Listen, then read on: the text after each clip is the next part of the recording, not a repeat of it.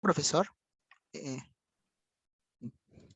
le comentaba al profesor Roberto que estábamos revisando entre los documentos de la carpeta compartida y encontré que en nuestra carpeta de bibliografía había un documento que, bueno, yo al menos no tenía conocimiento de que existiera, que es de publicación del autor, de Weimar. Entonces, lo estaba examinando y, bueno, es un documento que está en inglés y está mejor redactado que el que empezamos a revisar originalmente.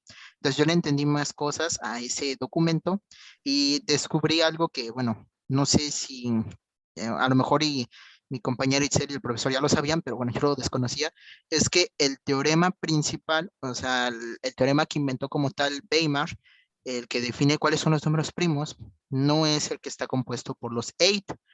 Entonces, a mí sí me sacó de mis casillas porque yo tenía entendido que era no sé si mejor comparto pantalla y explico qué teorema hablo. Este, voy a compartir pantalla. Ah, ah, un momento, por favor, un momento. Dificultades técnicas.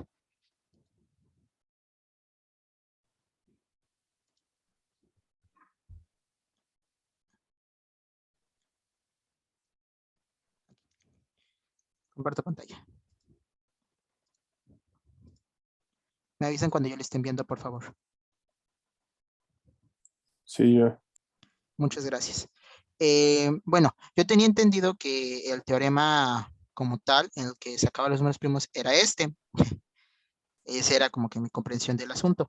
Pero bueno, leyendo el otro documento del autor, descubrí que no, este no es el teorema principal, sino en el que se basa realmente, es el que ya tengo por acá, el código, es este de acá. Este es el teorema realmente importante del autor. Y el autor nos menciona en su documento que para los números superiores a 6, creo, no, a 26, Una si se quiere, molestia, lo interrumpo tantito, señor Iván. ¿Nos podría sí, amplificar un poquito más su claro que sí, documento, por favor? Muy amable, gracias. sí, sí, sí, no hay problema. Ahí está, ¿se ve mejor así? Sí, mucho mejor, muchas gracias, perdón. No, no, no se preocupe. Eh, bueno, este es el teorema principal del autor, en el cual se nos explica de que si el valor del número que queremos calcular, o sea, pi de x, es superior a 26, entonces se tiene que calcular el valor de c de x. En caso contrario, c de x valdrá 0 y se podrá hacer la operación de forma normal. Si llega a superar el valor de 26, entonces vamos a tener que calcular c de x. Y para poder calcular el valor de c de x es necesario utilizar esta fórmula de acá arriba. Ah, bueno, esta misma aquí abajo. Esta fórmula. Esta fórmula es la que sirve para poder calcular c de x, que es la que ya se compone de las dos sumatorias que van a tener la, bueno, composición también de 8, en el que se aplican m de x y a de x. Que m de x y a de x son estas dos fórmulas. Ahora, otra cosa también que estaba leyendo del autor es que él comenta que realmente él encontró muchas maneras de hacer el mismo procedimiento y llegar a los mismos resultados, solo que algunas son más fáciles de realizar por medio de papel y otras son más fáciles de entender para la computadora. Entonces, él utilizó dos fórmulas distintas, bueno, más bien la misma fórmula, pero con dos procedimientos distintos. Este caso, esta fórmula que vemos nosotros como a de x no va a concordar con la fórmula que tiene Itzel, porque la que tiene Itzel es para que se pueda desarrollar de una manera más fácil, pero a papel. Y esta es para que la computadora se le facilite. Entonces, esta fórmula a de x la podemos observar en el documento igual, en el de Itzel, aquí arriba. Perdón. Ay, como esta fórmula de acá, que podemos ver que tiene discrepancias con la mía, pero es que tienen ahora sí que diferente composición. Sobre todo, yo me di cuenta por este 7, que si vemos en la mía, no ¿Podría existe. regresar un momentito al anterior de la tabla, por favor, señor Iván? Claro que sí. No es esta, es esta acá. Bueno. No, perdón, aquí la copié igual. Pero aquí en el código matemático podemos ver que está la ausencia de este 7. Este 7 no se representa en el código matemático y no entra porque la fórmula que está utilizándose en el código matemático es distinta a la que se está ocupando en el de acá. Este tiene la propiedad, ahora sí que tiene la ausencia del 7, se intercambia por un 1 y me parece que, bueno, es lo único destacable por parte de AX. Y bueno, claro, el redondeo por parte de la misma, porque queremos números enteros. Y luego para la fórmula de MX también hay discrepancias. Ah, sobre todo aquí podemos observar, hay un -1 y en el de acá no hay un -1, sino que aquí se aplica la constante de lo que haya resultado en la fórmula de A de X, como acá. A de X igual a 3D, pero aquí se sustituye ese +1, pues, y -1 con un -2. Y se siguen dividiendo entre 3. Se supone, según el autor, métodos distintos, pero sí llegan a los mismos resultados. De todas maneras, yo lo estuve comprobando en el programa, ejecutando este código, comprobándolo con listas de números primos ya existentes y efectivamente sí funciona. No hay errores, sin embargo, son dos métodos distintos. Por lo que tengo entendido, el que está del lado derecho como fórmula matemática es más fácil de comprender en papel. Sin embargo, para un código escrito en máquina, es más fácil de procesar esto de acá. Luego podemos observar unas variables que se asignan como MDC y N, que estas van a ser aplicadas ya en el teorema principal, que es este de acá, el de CDX, donde están las sumatorias. Y es lo que ya podemos ver acá, con los for que van a aplicar como la sumatoria de cuando J en este caso vale igual a 1. O sea, aquí se aplican, cambia un poco el nombre de las variables en algunos aspectos. Intenté hacer que se mantuvieran lo más similares posibles, como por ejemplo podemos ver aquí las i's, se mantuvo ese aspecto. Y luego, en el código se nos pide, que es este de acá, que se utilice la fórmula matemática, que podemos ver que es así, se respeta, no tiene cambios importantes, a excepción de que, bueno, aquí usamos 6, pero porque se simplifica por la multiplicación de un medio, 2 por 3, 6, ahí no hay mucho cambio, pero esta sí se respeta, ya que esta sí es la importante como tal. Este es el teorema principal, que se supone que si el número que queremos calcular es menor a 26, no tendríamos por qué calcular C. En código yo no respeté esto y directamente sea o no sea menor a 26 se va a calcular. Se supone que el resultado va a salir 0, por eso no se calcula, pero bueno, en la computadora no le metí eso y pues directamente siempre lo calcula. No afecta en el valor, no afecta en los resultados, pero es como para tomar en cuenta. Y ya por último aquí nada más lo redondeo. Es el único discrepancia como el de acá. Pero porque aquí se aplican las funciones de techo y suelo. Y en el de acá ya nada más se redondea. Pero como tal, este es el teorema principal. Y ahí yo me confundí porque yo creí que el teorema principal es el que está aquí hasta el inicio. Este de acá. Pero no.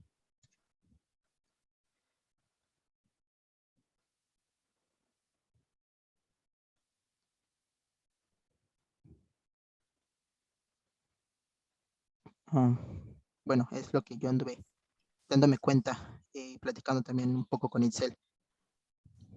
Mientras estábamos trabajando, estábamos encontrando este tipo de cosas. Y bueno, también estaban, bueno, las definiciones de 8, que también ya nada más para demostrar, ya las traspasé igual a código.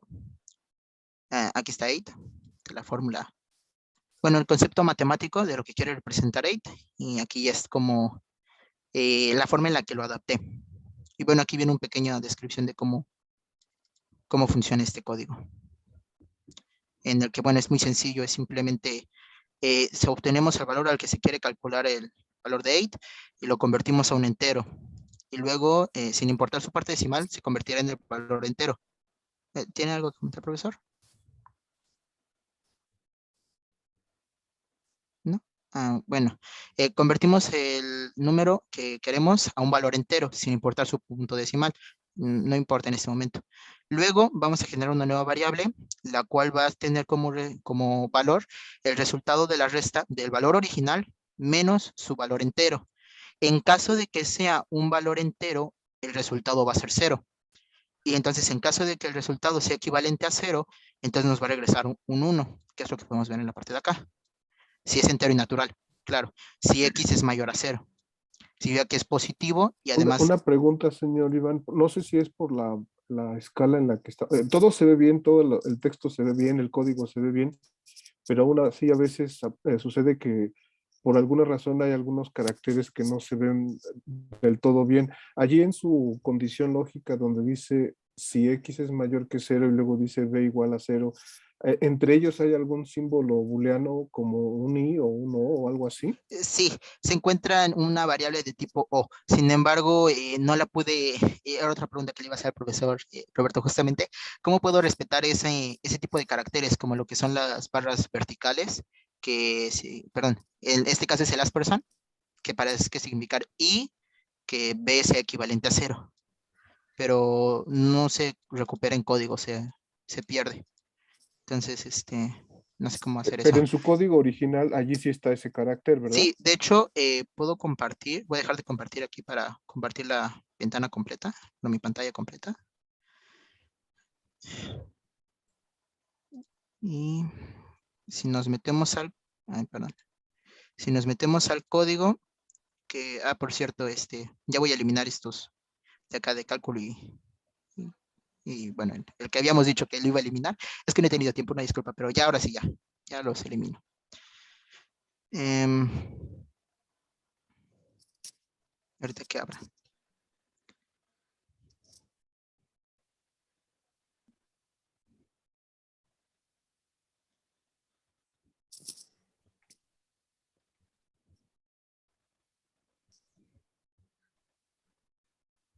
Ahí está. Podemos ver que es el valor de ítems. Aquí. Podemos observar, voy a hacer el aumento. Sí se distingue bien, ¿eh? Gracias. Podemos observar la función aid que va a tener lo que habíamos visto y aquí tiene una condicional de i. Entonces significa esto en código de C Sharp que si x es mayor a 0 y además b es equivalente a 0, b recordemos que es la resta del número original menos el entero, entonces significa que es natural y además, bueno, pues es natural, entonces va a regresar 1. En caso contrario, que cualquiera de estas dos no se cumpla, significa que o x es menor a 0 o el valor que es original no era entero, nos regresará un 0.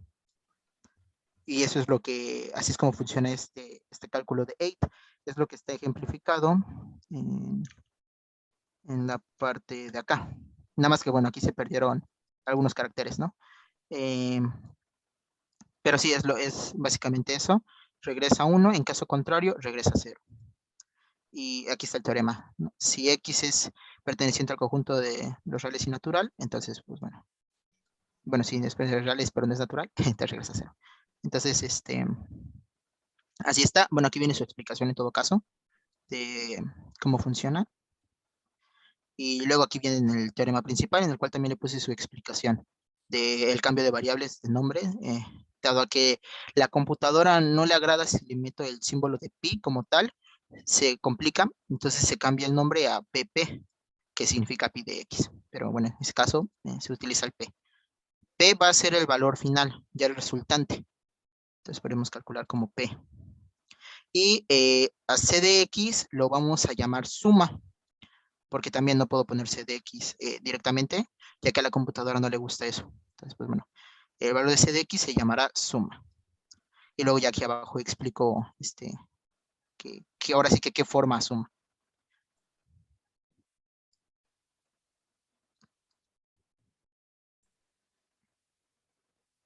Pero bueno, eh, ahora sí que mi punto es que no sé si a lo mejor estaría bien incluir esta fórmula como tal, esta.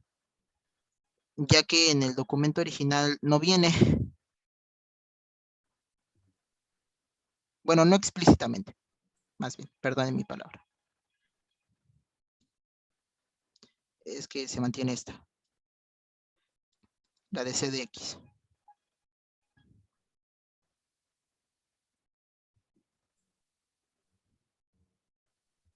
No te entendí, ¿verdad? ¿Qué pasó? Ah, que la fórmula del teorema principal, que bueno, yo encontré, como tal no viene explícita aquí en el texto que estamos manejando, profesor. Se está, o sea, sí viene como referencias como tal, y al final sí se utiliza, pero no viene como tan explícita como la fórmula de CDX, que yo pensé que era ahora sí que el teorema principal, pero resulta que no, este no es el teorema principal. Esta es la herramienta para encontrar el teorema principal. Okay. Pero Pero bueno, finalmente usted sí, en su código sí aplica el cálculo con el teorema principal para el valor de CDX, ¿verdad? sí, de hecho está oculto, está aquí.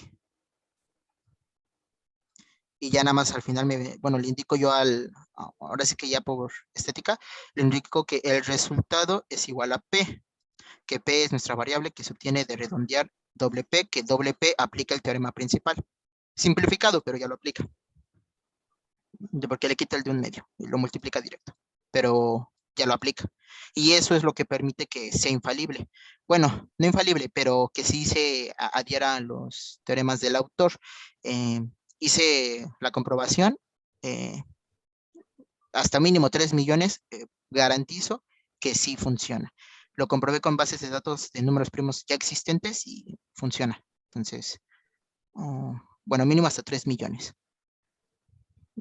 Supongo que para el resto, Allí pues quisiera preguntarle, Iván, cuando se refiere a mínimo 3 millones, ¿se refiere que lo comparó con bases de datos que contienen por lo menos los primeros 3 millones de números primos? sí. Sobre todo esto se puede ver en el, ay, no sé si es aplicación o página, Wolfram. Tiene una propiedad que le puedo pedir yo que me dé los números primos menores a cierto número. Está limitada porque, bueno, es un poco más manual y se usan los otros métodos como la prueba de Artóstenes y así. Pero, bueno, puedes pedirle eso. Y a 3 millones los resultados coinciden, que son los que tengo acá. Podemos ver que Y otra Wolfram los... pregunta, señor Iván, perdón que lo usted dice que ya comparó con los que genera la base de datos de Wolfram. ¿Usted utilizó algún otro código que haya diseñado en la comparación o la fue haciendo, digamos, un tanto cuanto manual? Esa parte tengo dudas. Ah, no comprobé valores, comprobé cantidad en este caso. Porque el primer código entender habla de cantidad y el segundo habla de cuáles son los números primos. Esto lo podemos observar en esta parte de acá,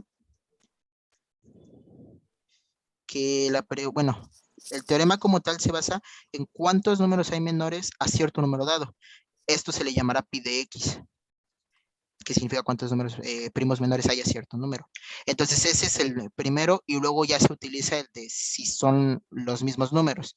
En este caso yo comprobé primero que fuera la cantidad, que es correcta, son 216.816 números primos hasta el 3 millones desde el 1.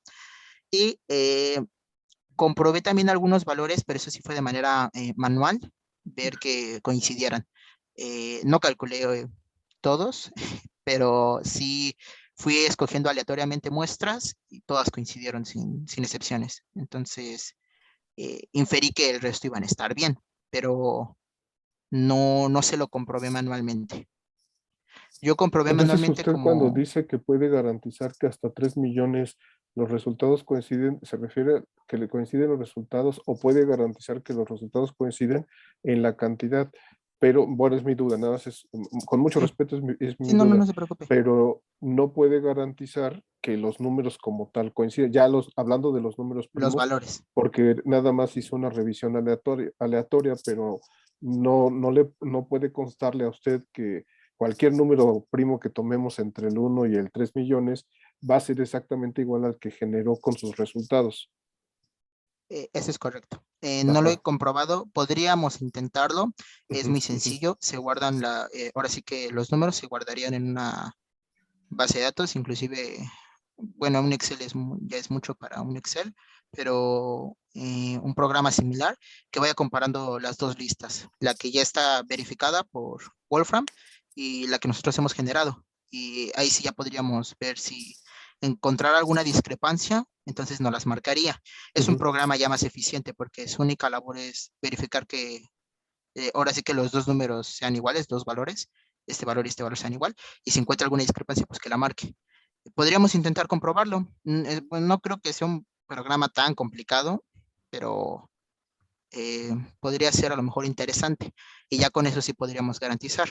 En este caso, como le digo, yo agarré muestras aleatorias, todas funcionaron, pero podríamos intentar verificarlo automáticamente.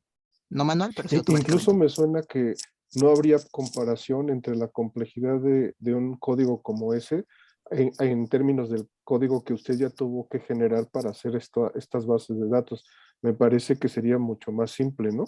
Tal vez incluso con una sola rutina, porque tomaría como entrada las dos bases de datos, la que usted tiene generada y la que tomaría de Wolfram, y ya nada más iría comparando por parejas cada uno de los dos elementos tomados al mismo tiempo de cada una de las bases de datos y que reportara en algún momento si detecta alguna diferencia y si no detecta que se siga hasta terminar de leer todos los datos, ¿no? Sí, en eso coincidiría el programa, podría ser interesante. Eh, sí, no, sería teóricamente eficiente porque no necesita hacer ahora sí que cálculo, simplemente es comparación, es meterle las dos bases de datos y decirle al programa si encuentras alguna discrepancia, entonces márcala, en caso contrario no hagas nada y Hasta ya no acabar. habría, ajá, no tendría que hacer cálculo, simplemente tendría que registrar 216.816 números. Suena mucho, pero para una máquina espero que no sea tanto. Entonces, pues podríamos intentarlo, digo, ah, no me Digo, no sé, opongo. nada más lo reconozco, lo confieso, es una curiosidad mía, pero digo, yo creo que han hecho un trabajo muy, muy, muy respetable. Digo, a lo mejor no para este momento, sino si tiene ese interés, creo que es una buena y final definitiva comprobación de los resultados de su código, ¿no? Claro que sí, pues sí, la verdad sí sería muy interesante, digo, a lo mejor ahorita por tiempo no nos convendría hacerlo, Sí, no, no, no. porque sí me llevaría su tiempo analizar el problema, pero pues sí, a lo mejor quedaría bien. Um, Mínimo de entrada, ahí sí lo garantizo, en cantidad sí son las mismas, Ujú, está muy correcto. sí, Ahora, en valores numéricos ya no puedo garantizarlo al 100%. Puedo decir que si seleccionamos aleatoriamente sí va a cuadrar, pero garantizar el 100% de todos los datos, no puedo hacer eso. claro. No, yo le agradezco su franqueza, pero sí, sí está muy, muy interesante todo lo que hace y además muy prometedor en caso de que ya tuviera, no, insisto, no, yo de mi parte yo me siento muy humilde al esfuerzo que usted ha hecho, pero ya como una ambición o un reto posterior para usted, que comparara y que pudiera decir, me consta que los números generados son los que se conocen como números primos, por lo menos hasta en 3 millones, ¿no? Digo, como Claro, una parte más de la riqueza del trabajo que usted ha hecho, pero no porque lo tenga que hacer en este momento, ¿no? claro. Pues sí, la verdad sí, a lo mejor y en algún futuro cercano lo realizo, Ujú, ujú, pero ahora sí que por el momento no lo puedo garantizar. Yo quiero creer que sí, porque pues todo indica a que sí, pero no lo puedo afirmar al 100%. Eh, Puedo decir que son 216.816 números, eso sí lo sé, sé que no hay fallo ahí, pero decir que cualquiera de estos números efectivamente va a ser un número primo, a lo mejor ya no podría garantizarlo al 100%. Yo quiero creer que sí, pero ya no podría hacerlo. Sin embargo, bueno, ese es lo que anduve viendo. Eh, Anduve también seleccionando qué realmente era necesario de poner en el documento para ponerlo como fórmulas matemáticas. Eh, Encontré que las diferencias que tengo con las fórmulas de Excel, en un principio a mí ahora sí que no me agradaban porque pues siento que como que no cuadraban, pero no, descubrí que el autor mismo es el que dice que él usó varios métodos y este es otro método, pero ese es más especializado para computadoras y para un humano es más fácil realizar este otro método. A lo mejor y O sea cambio que este código. en el teorema él tiene justificación de por qué puede haber otros métodos para llegar al mismo resultado. Sí, de hecho él aplica en su mismo documento, aplica dos distintos, ahora sí que a mano y uno más para computadora. Y yo utilicé el de computadora en su momento y mi compañero Itzel tomó la mejor decisión y escogió el de papel porque es más sencillo. Sin embargo, él garantiza que es lo mismo, lo único que cambia es la forma en la que se calcula CDX, que es esta operación de acá. Eh, Sin embargo, de ahí en fuera, se supone que es lo mismo, ya que ambas al final, todos los métodos siempre van a aplicar la fórmula de pi de x, que es esta que finalmente es el teorema que él quiso demostrar. Entonces, este es lo importante, todos siempre van a aplicar este. Simplemente la forma de llegar a c de x a lo mejor es distinto. Es como decir 2 más 2, 2 por 2, 2 al cuadrado. Todos dan 4, pero hay distintos métodos. Sí, Entonces, sí, sí entiendo, sí entiendo. bueno, eso quedaría, ya que, por ejemplo, y eso ahora sí que mi compañero Isel y yo nos dimos cuenta, ya que si observamos en mi código de acá, esta sección que está comentada, fue porque intentamos entre mi amiga Itzel y yo hacer el método manual, pero en computadora, o sea, tal cual como ella lo estaba haciendo, pero para que fuera para una computadora sencillo. Y bueno, aquí anduvimos un ratito ahora sí que preguntándonos ver cómo quedara todo bien. Y si no, se complica mucho. Sobre todo este paso que, bueno, Itzel es la que le entiende mejor, a esta tablita. Sí, Ahí es cuando se cuando, aplica la sumatoria, no sabíamos realmente cómo decirle a la computadora que tomara un primer valor como base y siguiera sumando los dos siguientes, pero ya sin repetir el primero, no sé si me explique. Sí. Y esto hasta que hasta llegar a DX. Eso fue lo que se nos complicó. Ordaz me estaba explicando que podría como separarlo, pero, pero no funcionó. Entonces ahí fue cuando ya nos detuvimos porque sí se estaba dificultando mucho. Ujú. sobre todo este aspecto que indica de que se tiene que hacer la sumatoria del primer valor, JDM, y luego se tiene que ir sumando ADM, BDM hasta que se supere el valor de ADX y después hay que agregar el siguiente valor ahora sí que lo que diga M, en su segunda posición, pues hay que volver a sumar con JDM 16 y así irte yendo y después hay que cancelar todos los valores.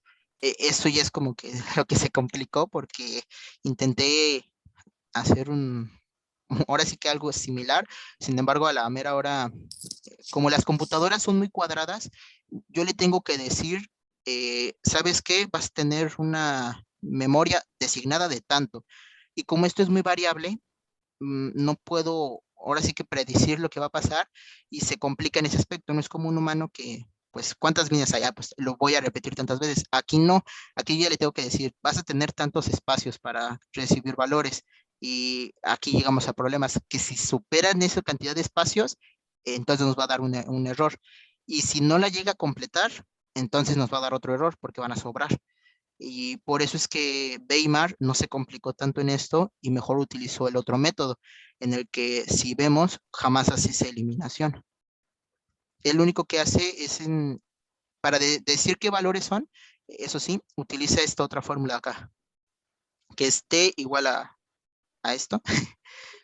Que esta no la encontré en su documento, nunca vi que la explicara, supongo que es otro método también, pero no entendí ahí sí ya para qué. Pero esta es la que ya te dice qué números primos son. Si son 2, 3, 5, 7, 11, 13 y así. Allí, señor Iván, una duda. ¿Cómo pudo dar con esa función si no la encontró en el artículo?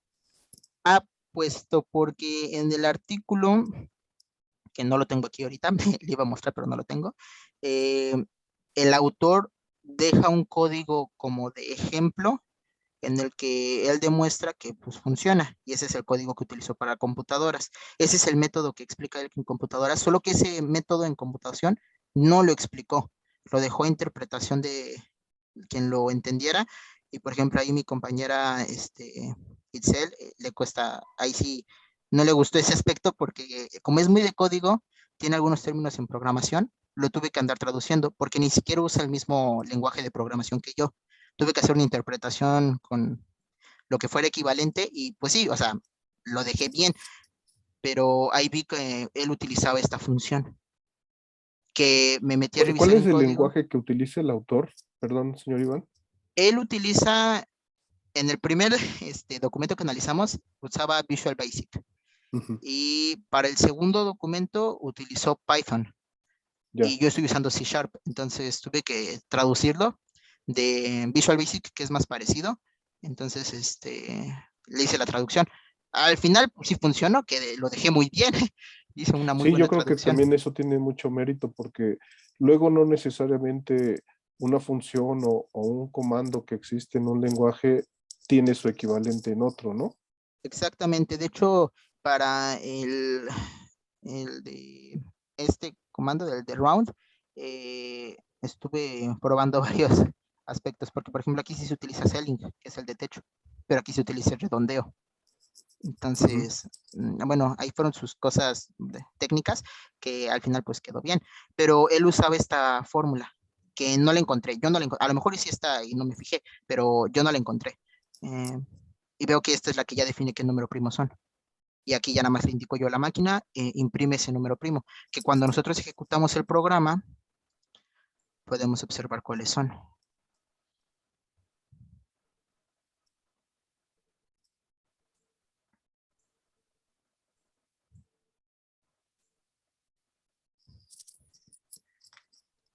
Ese aspecto.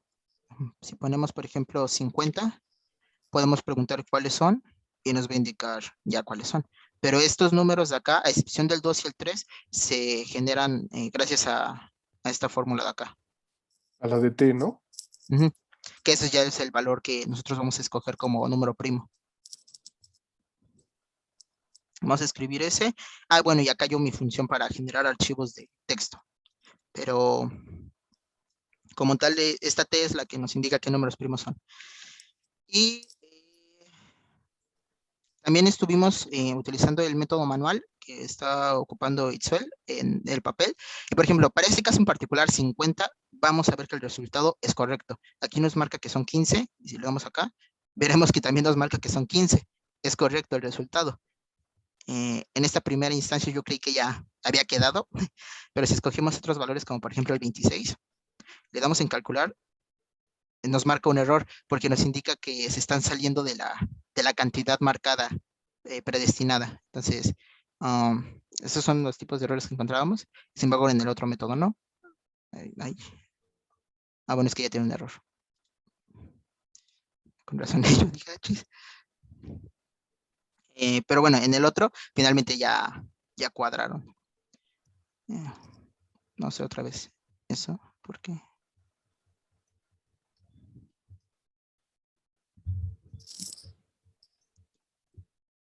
A ver. Que son al 26.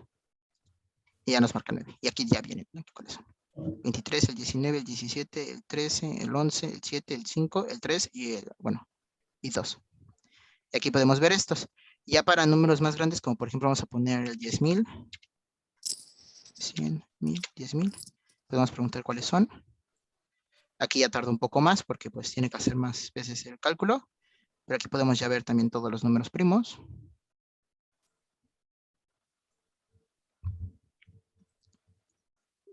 Y como podemos ver aquí ya empieza como que a verse mal, porque ya se le está quedando sin espacio para escribir al texto.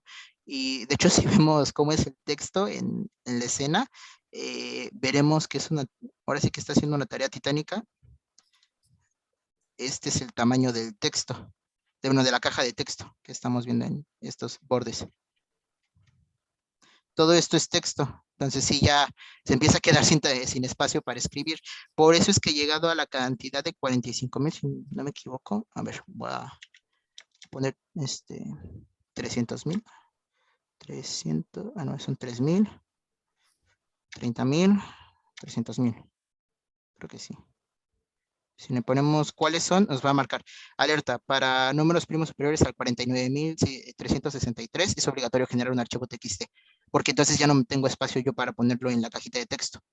Entonces ya que se guarde en el archivo TXT, y ahí sí, ya podemos ver pues cuántos queramos, que ya son los que se almacenan acá. Y bueno, este es el visualizador, ¿no? Pero si nosotros nos vamos aquí al juego, bueno, al programa, tengo una carpetita en la que estoy almacenando los resultados y esta la podemos abrir en el explorador. Y esta la podemos ver con bloc de notas, con el de toda la vida. Es un documento TXT. Entonces, podemos decir que lo abra con el bloc de notas. Y bueno, ya vemos que para 3 millones, por ejemplo, ya pesa 6,157 kilobytes, lo cual ya es, para hacer un archivo de texto es considerable. Y también le incluí en la parte de acá una, bueno, secuencia de 1 y sumando, para que si no tienes un programa de visualización como este, que ya te indica aquí qué línea es, 216,816. Ah, bueno, si usas el bloc de notas normal, también vas a saber qué número primo es. Aquí se marca. Y así pues nos podemos llevar hasta el 216,816. Está pensado para que Para puedas hacer eso. para esa base que genera hasta antes de los 3 millones, ¿cuánto tarda la ejecución de su código, señor Iván? Yo calculé que a partir de cada millón contable es 1 hora en mínimo en mi máquina. Tarda 1 hora. Entonces, para 3 millones tardó 3 horas. Ujú. No sé si, me parece que sí ya habíamos visto que era exponencial, entonces supongo que conforme más le pidas, dejará de ser 1 hora, pasará a ser más tiempo. Entonces, es también como para considerar. En este caso fueron 3 horas los que estuve esperando. Fue una noche que me quedé como hasta las 3 de la mañana, nada más por curiosidad a ver cuándo terminaba la máquina, y estaba cronometrándolo y tardó 3 horas. Y Le pedía que le reportara el tiempo del reloj no, lo para que usted cronometré con mi estimara el celular. tiempo. Ah, Lo cronometré con lo mi tomó celular. con su celular. Ajá, puse un Pero cronómetro y cómo, ya. bueno, hay una duda, porque pues usted está activo en otras cosas, en lo que deja su máquina trabajar. ¿Cómo sabe el instante en que ya va a terminar para detener su reloj en el tiempo que ya termina la ejecución del código? En este caso me quedé mirando literalmente a la computadora por 3 horas. Siento, de hecho, ahora que lo digo en voz alta, que a lo mejor perdí mucho tiempo. eh, a lo mejor de una manera muy tonta, pero me quedé nada más viendo la computadora hasta que terminó justamente. Por Ah, eso ya. a ese 3 horas sí lo tengo súper segurito que son 3 horas, porque en cuanto terminó le di en parar hacia el celular, entonces fueron 3 horas. Porque digo, entiendo, digo, a lo mejor también con tanto trabajo le falta tiempo para otras cosas, pero una sugerencia podría haber sido, digo, ahorita ya no tiene caso, pero podría haber sido que Un contador de le tiempo. pidiera el tiempo antes de que ejecute la primera instrucción de su código, del propio código que es el que está poniendo a prueba, y que luego le reporte el tiempo final cuando ya terminó el último loop y que vea cuál es la diferencia de tiempos, ¿no? Claro. Sí, de hecho, ese sí se puede agregar sin ningún problema. De hecho, hasta me parece que afortunadamente Unity, que es el motor de desarrollo, como es de videojuegos, ya tiene una función que directamente hace eso. Te ve la hora que tengas en la computadora y luego le puedo volver a pedir que vea la hora que tiene en la computadora y que eso se grabe en el archivo de texto. Y entonces ya verías la diferencia de horas. Bueno, ya sería un cálculo manual, O bueno, podríamos hacerlo hasta ya el cálculo final, como para finalizar, que reste y diga, tardó tanto tiempo en procesarse. Ujú, No sí. sé si sería, bueno, si gusten, sí lo puedo agregar, de hecho, creo que es time.realtime, creo. Y ya nada más lo agregamos aquí al archivo de texto. Ah, bueno, también tiene una, Sería otro parámetro que podrían reportar a la hora de que ya presenten su trabajo ya de manera definitiva, que cuando hicieron pruebas de distintas corridas, los reportes de tiempo que el mismo software les presentaba, ¿no? no, sí, sí, sí, sí. De hecho, eso sí es muy sencillo, son 2 líneas de código. No, no creo que haya mucha complicación. Espero. Eh, porque también tiene buena protección en caso de que por algún motivo no se pueda escribir el archivo de texto. eh, bueno, se protege. Pero sería muy lamentable que no se pudiera justamente escribir el archivo de texto y pasara todo el tiempo y no se podía escribir. Pero bueno, espero yo que nunca pase. Eh, pero bueno, ese es lo que quería comentarles, es mi avance. El proyecto ya dejé, como había prometido la otra vez, poner código y fórmula. Intenté mantener eso lo más que pude, pero para este código en específico no se pudo, ya que como estaba estructurado de esta manera, al estilo Muy de los ancho. for, para que se pueda entender, sobre todo estas llaves a qué pertenecen, se tiene que ir escribiendo así, que es como lo tengo yo justamente acá. Entonces, como quedó muy ancho, eh, quedaba muy mal en tabla. Y pues decidí mejor partirlo así. Código y luego fórmula matemática. Y ya, lo dejé, ese sí fue el único que dejé así. El resto sí lo puse bien, o sea, código, fórmula matemática. Y aquí fui poniendo de qué refería cada una de las secciones. Podemos ver que aquí hablamos del teorema principal y aquí hablamos de la fórmula de 8 y aquí hablamos de C de X, que es la forma en calcularlo. Puse las dos expresiones que son necesarias y ya la fórmula. Fue lo que anduve agregando. Yo lo veo muy Y bien. Nada más una pregunta, señor Iván. Allí precisamente en el foro donde nos explica que por sí, de sí la instrucción es muy ancha, los signos al final son como signos de enter. sí, de hecho esto es automático por la librería que me pasó el profesor Roberto. Cuando detecta que está demasiado extendido. Extensa la línea. Sí, ay, perdón, ya me perdí. Aquí. Cuando detecta que, por ejemplo, esta línea que está muy, muy extendida, podemos verla nosotros, de hecho, que está muy extendida, marca estos tipos de enter, que significa que, o sea, no es que sea una nueva línea, sino que no cupo y se está poniendo abajo para presentación. No Ujú. cupo y se Que en está poniendo realidad abajo. todo eso que se ve con esos enter, Es una todo sola eso es línea. una sola línea de código, ¿no? Sí, de hecho, me parece que... bueno, creo que es la única vez que aparece, pero sí, si tuviera más ejemplo de código, también aparecerían estos enter, que se pueden configurar justamente si quiero que aparezcan o no, pero en este caso sí quería, para que se dé a entender que todo es una sola línea y es Sí, esta línea de claro. acá. Está Sí, muy sí, larga, pero claro. pues es así como funciona. Eh, pero esto se puso automático. Esa línea, si la pusiera usted así en una hoja, supongamos que no está en el formato de látex que tiene usted en este momento, si la pusiera en una hoja profesional, ¿es más ancho que la hoja? Qué buena pregunta, no lo sé. Pues podemos hacer una prueba básica. Abrimos un archivo en Word, copiamos y pegamos el texto y vemos si cabe. Ujú.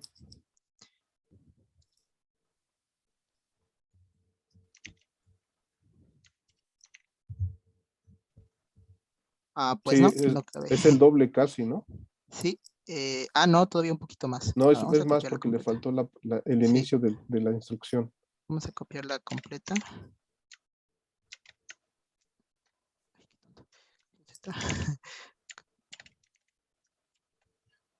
Son, sí, son como tres. Son de hecho más de 2 líneas, ¿sí? Ajá, son como 3 líneas. Ujú. Claro, respetando espacios y todo. Claro, claro. Dejándolo todavía legible para el humano, ¿no? Claro, porque podríamos retirar todos los espacios y a la máquina le daría igual, Sí, pero bueno, para un humano se vería feo. sí, sí, sí. Sí, es bastante, de hecho. Es una línea muy larga. Me parece, de hecho, que el autor, cuando él lo hizo, para que cupiera todo más legible, él sí metió espacios dentro de su código, enters. Pero como en Visual Basic no afectó mucho, pues no pasó a más. Pero bueno, yo también lo dejé así. En teoría, si yo le diera enters aquí, mi máquina debería seguir pudiendo reconocer, porque C# funciona, que va a entender que es una sola instrucción hasta que encuentre un punto y coma, que es como que la instrucción ya final para un salto de línea nuevo. En teoría, ¿no? Pero pues, Ujú. si así ya funciona, yo creo que no habría Ya que no le mueves tú moverle. mejor, ¿no? Ajá, yo creo que ya está bien así. Pero bueno, a excepción de su mejor recomendación, podríamos ponerlo a lo mejor más reducido. No, a mí me parece bien, y sobre todo lo que nos acaba de aclarar ahorita, pero, perdón, sí tenía la duda porque yo No, sospechaba está bien. que no era un signo extra del código, sino que de alguna manera estaba indicando un enlace entre un renglón y otro, ¿no? Sí. De hecho, esto es automático, no lo controlo yo. Es del texto. Cuando detecta que ya está muy largo, solito se corta. Sí, a mí me parece muy bien, no sé qué diga el maestro Roberto, pero a mí me parece bien. Ah, está muy bien, Ordaz. Además, un pequeño detalle. No lo actualizaste en la base, ¿verdad? No, apenas lo iba a subir. Se los quería presentar primero por si querían hacer alguna modificación y luego ya lo subo al que tienen todos. También le voy a pasar el código, se lo quiero pasar a Itzel para que ella tenga finalmente completo su código de látex. Perdón, señor Iván, de hecho, el punto y coma que está arriba Ah, del, ese sí es parte de la misma instrucción que está dividida en renglones, ¿verdad? sí, este sí, de hecho, Es el símbolo final de la instrucción, ¿no? sí, a lo mejor le quito un espacio para que entre este, pero este sí ya debería estar aquí arribita. Ese sí con ese sí debería acabar el último renglón, ¿no? Ujú. Ya con este es la instrucción de que finalizó la instrucción Sí, sí. y puede iniciar una nueva. De hecho, esto se nota en cada una de las líneas, punto y coma, Ujú. punto y coma. Es algo muy característico de los lenguajes en C y ahora sí que C# no es la excepción. Yo ya me acostumbré, pero según muchos programadores es fastidioso porque se les olvida. Pero bueno, sí, profesor. Nada más quiero ahora sí que escuchar su retroalimentación y si no hay mucho, entonces se lo paso a Itzel el código en látex para que Itzel ya lo tenga completito y tengamos uno solo y ya luego lo subo a la base de datos o si gusta Itzel lo sube a la base de datos y ya tendríamos todos este documento PDF. Que bueno, también una pregunta que les quería comentar. A todos les he puesto cómo se convirtió de fórmula a código su funcionamiento, a excepción de este último, pero porque las fórmulas matemáticas no me cuadraban con el código. Entonces, no sé si dejarlo así y luego que ya pasen al siguiente tema, o si le pongo algo. Como no entendí otra vez. Me perdí. Ah, a todos los códigos les puse su versión en código y su versión en fórmula matemática.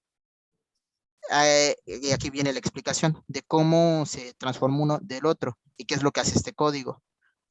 A excepción del de CDX, porque esta fórmula no es la misma que esta otra y no supe si era lo correcto poner algo o mejor lo dejo así, que se dé a entender ahora sí que cómo está funcionando. Se nota aquí que es ADX y todo, MDX, no se pierde. Mantuve el nombre de las variables entre lo que pude y, y ya luego saltarnos al siguiente tema que es ya RCA.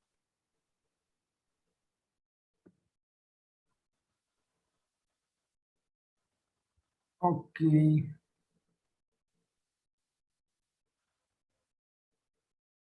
Pues ahorita al final le metemos el estilo. O sea, pero si le agrego algo o ya no le agrego nada. O sea, pero ¿por qué quieres agregar algo? No me queda claro eso. Nada más explicar, o sea, cómo funciona, como las funciones de MatPow, MatRound. Si entiendo lo que trata de explicarle Iván, maestro, él le está explicando, bueno, nos está explicando que para cada función que ocupó en su código, en el bloque al terminar el bloque correspondiente ya en el documento LaTeX, pone un pequeño párrafo donde explica la utilidad o la función de esa, valga la redundancia, la función que desempeña esa función en su código, y la presenta en las dos formas, como código ya de ejecución de un programa y como la fórmula. Pero él entró en cierta duda con la función de la A, de ADX, porque lo que él utiliza en el código ya para ejecutar no es exactamente la misma expresión que originalmente nos reporta el artículo para ADX. Sin embargo, él nos estaba explicando que a pesar de ello, también el autor comenta que debido a que hay varios métodos del cálculo, también esta es válida. Y creo que de allí surge la duda que le está tratando de exponer Iván. Sí, exactamente. No sé si ponerle eso porque, bueno, el autor cuando lo hizo su documento, él me escribió qué significaba el código. Y siento de que eso para las personas que no son dedicadas a la informática es como que muy eh, contradictorio. Por ejemplo, Itzel se encontró mucho con ese problema, que ella veía el código y pues no sabía muy bien a qué se refería o a qué fórmula se refería porque usa terminología como por ejemplo matplotlib, que esto es función de una librería que si alguien no conoce de C, pues no sabe a qué se refiere matplotlib. Entonces, yo estaba explicando ese tipo de cosas en estos textos, pero pues si no, pues lo dejo así como el autor. El autor tampoco lo explicó, directamente lo dejó y ya continuó. Ah, ya. Pues, ¿cómo ve usted, maestro Moisés? Que se ponga en un apéndice. Yo quería comentarles que a reserva de que se pueda recomendar en el párrafo, que, si es que Iván quiere agregar un código, una explicación textual en palabras debajo de la caja de código para CDX, nada más hacer mención de que está usando una forma alternativa que propone el mismo autor, pero que no es la de la fórmula matemática, porque esa se refiere a un caso de un cálculo manual que es más fácil para el humano, mientras que el código de la izquierda es el más fácil de ejecutar para la máquina. Yo pondría eso como parte de la explicación que ahorita Iván me está preguntando si pondría o no. Creo que yo pondría eso. Sí, está muy bien. Ok, entonces le agrego nada más ese pequeño texto en el que hago esa diferencia y ya lo dejaría de esa Una forma. pregunta, señor Iván. En esta tabla del código de MX, allí de por sí no iba a poner nada o por la misma razón de la cajita de arriba tampoco puso ninguna explicación en la caja de MDX. Misma situación, profesor. Como MDX y ADX son necesarias para poder calcular CDX, están aquí expuestas. Digamos que su duda fue la misma para las dos cajitas, ¿no? Exactamente, porque si no aplico lo mismo para esta, no se lo iba a aplicar para esta otra fórmula y por lo consiguiente no se le iba a aplicar tampoco a esta. O sea, esta página la iba a dejar así como se ve. Nada más código, fórmula, código, fórmula, código, fórmula. Y ya empezar el En siguiente ese capítulo. sentido, mi comentario sería el mismo para las dos cajitas, señor Iván, pero pues yo creo que también sería importante que el maestro Roberto le dijera qué opina o qué le sugiere a usted, ¿no? Bueno, yo en tal caso ya entendí. Si lo que quieres es poner en instrucciones, se podría poner un apéndice como funciones de lenguaje. No hay directo porque me parece que volvería muy engorroso. Más bien lo que sí decía el profesor, hasta hacer la aclaración que la fórmula del código y la fórmula matemática en algunos casos no corresponde. Ok. Y ya te digo, puedes tener un apéndice donde, qué es lo que generalmente hacen los libros, ¿no? Cuando es como un tema que sí incide, pero es anexo, te lo ponen en un apéndice. Sí, yo creo que también ese comentario es muy pertinente, maestro, porque eso les va a ayudar a no entrar en la filigrana de estas dos cajas de código, que es donde ellos mismos comentan que tuvieron sus dudas al implementarlo. Ok. Ok, entonces lo agregaría como apéndice o como parte del texto o cómo lo agregaría. así, tomando en cuenta lo que le está sugiriendo el maestro Roberto Iván, yo entendería que haga de cuenta, justo entre las dos cajitas pondría una nota que dijera consultar el apéndice número tal para la explicación de este código del ADX. Y otra nota similar abajo de la cajita de MDX. Bueno, yo entiendo que en ese sentido es la sugerencia del maestro Roberto. Ok. ¿Sí, sí, profesor? Sí. Ok. Ahora la pregunta consecuente, lógica. ¿Cómo pongo un apéndice?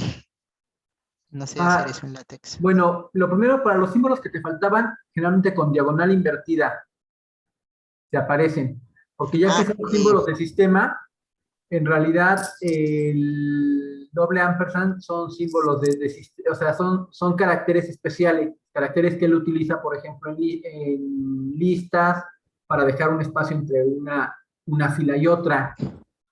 Sí, profesor. Entonces, con diagonal invertida, en principio, Esa, y si la no, otra, tendrías que buscar en el menú de símbolos el apéndice. ok. Sí, profesor, pero a lo que bueno, otro punto, sí lo intenté, pero justamente como estoy escribiendo código, lo detecta como si fuera un carácter y pone la diagonal así tal cual y me sigue dejando en blanco. Sobre todo en el que habíamos visto. Aquí. En Aquí la sí lo condicional intenté, del if. pero como está dentro de la librería que dice que esto es código, lo detecta como un carácter de código y no lo ejecuta como látex, lo ejecuta como C. Ah, entonces, ¿te acuerdas que había una serie de símbolos que tú definías? Sí, sí, sí, los defino entonces ahí. Defínelo ahí, en Ok, el ok. símbolo, y ya lo metes. ¿Y te acuerdas que Ah, hay un montón de comas, de acentos sí, que tú ibas definiendo? ok. Justamente, Ok. entonces defínelo ahí. Ok. La Entonces ahí otra, meto símbolos. los apéndices son con diagonal apéndice.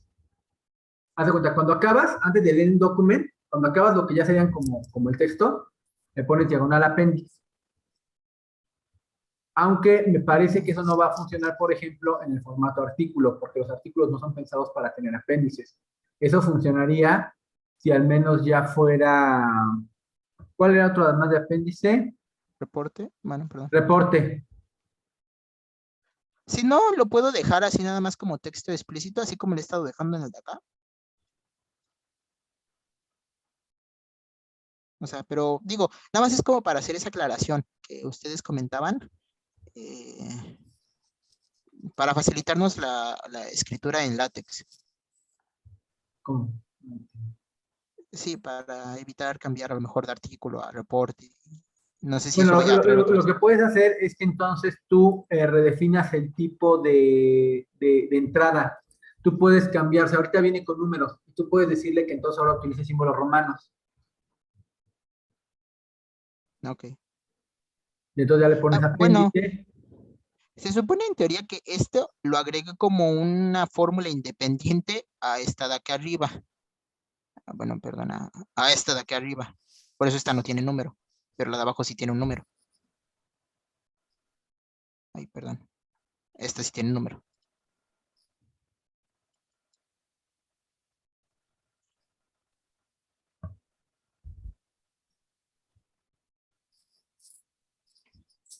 Si no, nada más lo pongo como texto así, ya, no, Ok, no nos tú hazlo complicamos. como, ándale, tú hazlo como ahorita te quede.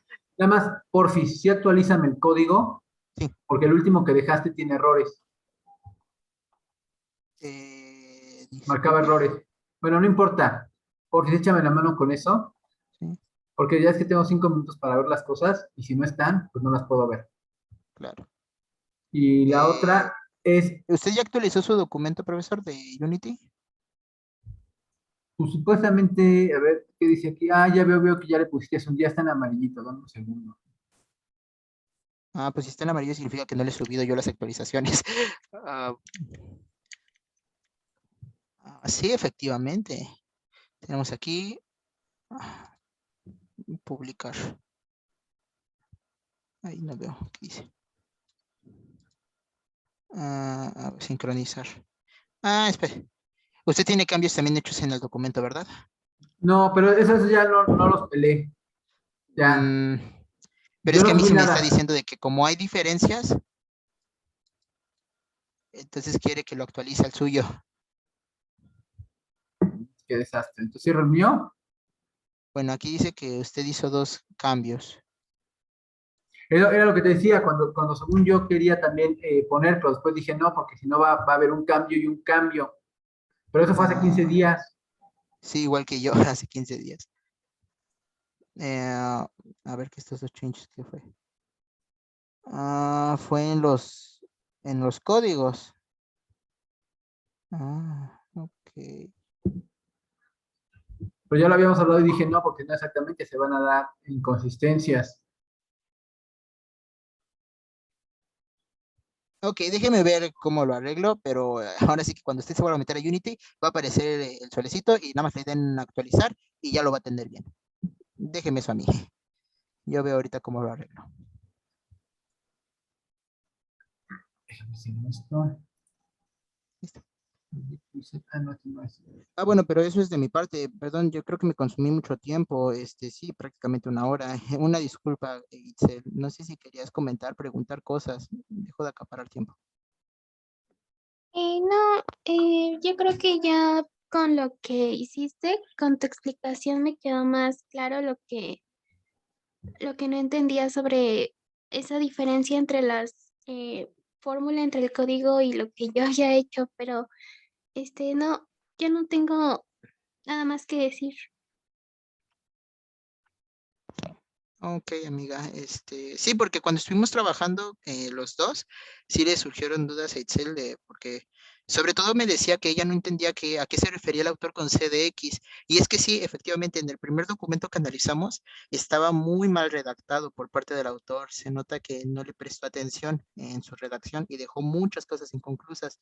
Ya en este segundo artículo lo dejó mejor explicado en inglés, pero mejor explicado, y ahí es cuando explica que, bueno, CDX se refiere a la fórmula que nosotros, bueno, mismo por mi parte, no sé si el profesor Witzel entendían otra cosa, yo creí que esta era la fórmula principal y que en este se basaba el teorema, pero no es así. Entonces, bueno, también sugerencia mía, Itzel, estaría bien que, así como estás poniendo todas estas fórmulas de 8 y luego la C, metieras esta fórmula de acá. Ya te la escribí yo en LaTeX, entonces nada más es copiar y pegar. Esta de acá, porque siento que pues, este es el teorema principal, entonces es el que deberíamos de hablar. Sí, yo lo desarrollo bien junto con lo que ya tenemos. Sí, es que bueno, veo que ese no está, entonces, lo siento yo que quedaría a lo mejor bien. Sí, También te voy a pasar el código de LaTeX para que puedas copiar y pegar. ay, sí, por favor. Entonces ya te lo voy a dejar bien preparado para que llegues, copies, pegues y lo tengamos exactamente igual. Ya nada más me quedaría yo desactualizado entonces con la fórmula. Si quieres te pongo la fórmula, la pego aquí abajito y luego ya la acomodas bien. Te la pongo aquí abajo de aquí. Aquí la pongo. Ah, ok, sí, está bien, gracias. Eh, y bueno, sería todo por mi parte de lo que llevo hecho. Me faltaría o quedaría pendiente nada más anotar ya lo de RCA, me falta pasar ese código a fórmula, fórmula, código, como le he estado haciendo aquí arribita, pero ya vi que no me llevó mucho tiempo. Yo creí que me llevaba más tiempo, pero no. Entonces, espero no tardarme. Bueno, esto son unas pruebas que estaba haciendo con las librerías del código y colores. Y este es el código tal cual que tengo, pero lo copié y lo pegué.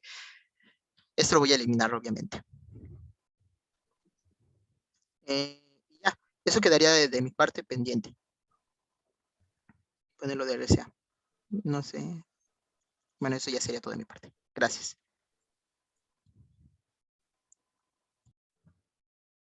Ok. Pues, ¿algo más, maestro Moisés? No, maestro, yo veo que cada vez que nos volvemos a reunir lo tienen más maduro y más maduro. Me parece que van avanzando bastante los muchachos. Sí. Por fin, nada más, Ordaz, sube el látex que tienes ahorita y sobre eso yo te voy a hacer anotaciones. Y si no sale, yo te digo cómo se pone ¿Cómo se le puede poner, por ejemplo, un apéndice? Eso ya lo agrego yo. Ok, profesor. Si quiere, lo que puedo hacer para facilitarle y ayudarle también, que no consuma mucho de su tiempo, ahorita voy a corregir, bueno, voy a agregar como usted me explicó, lo de los Aspersan, para que ya se quede bien eso en código, y le agrego también la información, y si usted nos hace favor ya nada más de ponerlo en formato de apéndice, estaría genial. Hazme el quite. Sé que va a pasar otra semana y no va a estar. Súbelo así, ahorita. Y ya después yo te doy uno revisado y tú ya le haces los cambios a que tú tienes. Si no, nos va a alcanzar la siguiente semana y vamos a estar igual. Ok, entonces se lo subo así ahorita terminando la reunión, tal cual se lo subo. Sí, por favor. Claro que sí, profesor. Gracias.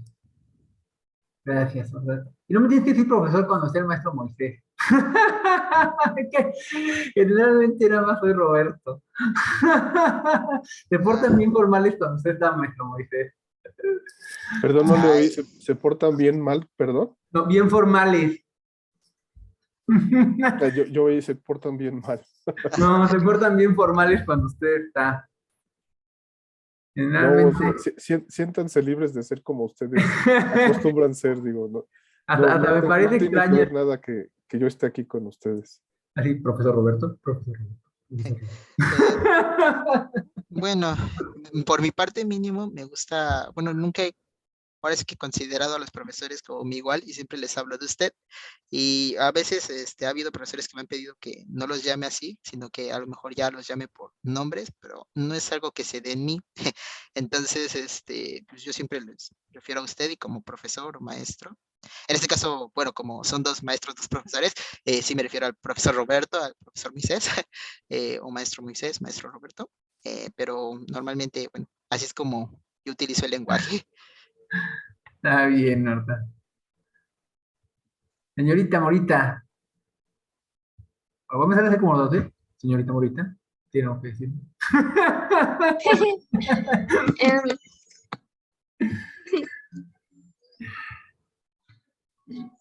Ah, pues sí, sí van muy bien, ¿eh? La verdad va avanzando mucho.